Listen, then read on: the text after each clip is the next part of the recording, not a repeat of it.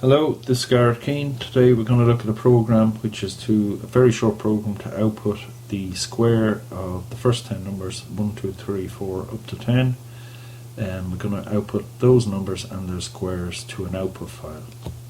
So this week we're not going to use a form to do it.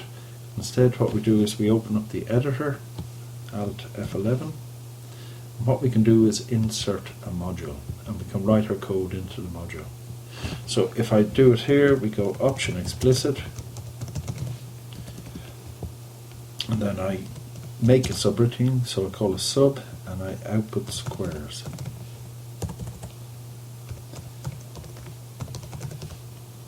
I'll call the subroutine output squares, and then I will start to just indent a bit. I'll dimension some of the variables because I have Option Explicit, so we need a loop variable.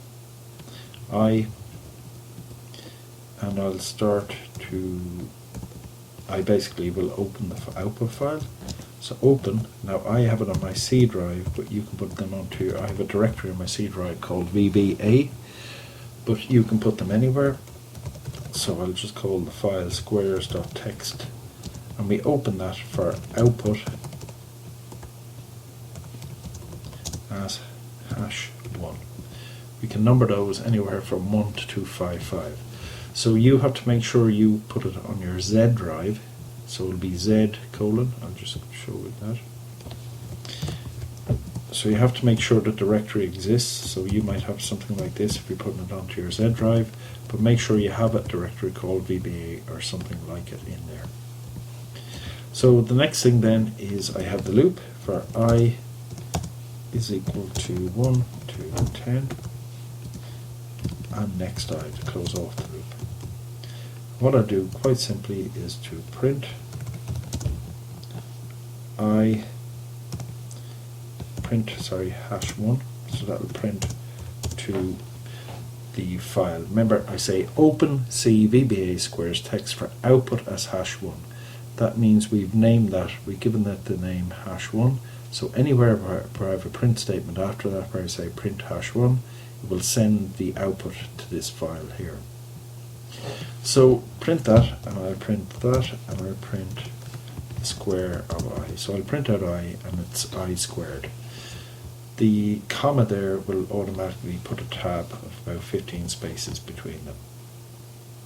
So before it won't work properly in some cases if I don't close the file after I finish with it. So I say close #1 like that. Now if I just run that program, F5, to run it, it seems like nothing has happened, but if I go out to my C drive, which is out here, I have it already open, C VBA, you can see it's output this file here. So I open it up and you can see it goes 1 to 10 and the squares. Now if I go back to the code, it's here, I can put, before the loop, it's normal practice to put some sort of heading above it. So I'd say print #1, and I'd say none, and I can say square like that, something like that. Let's see how that looks.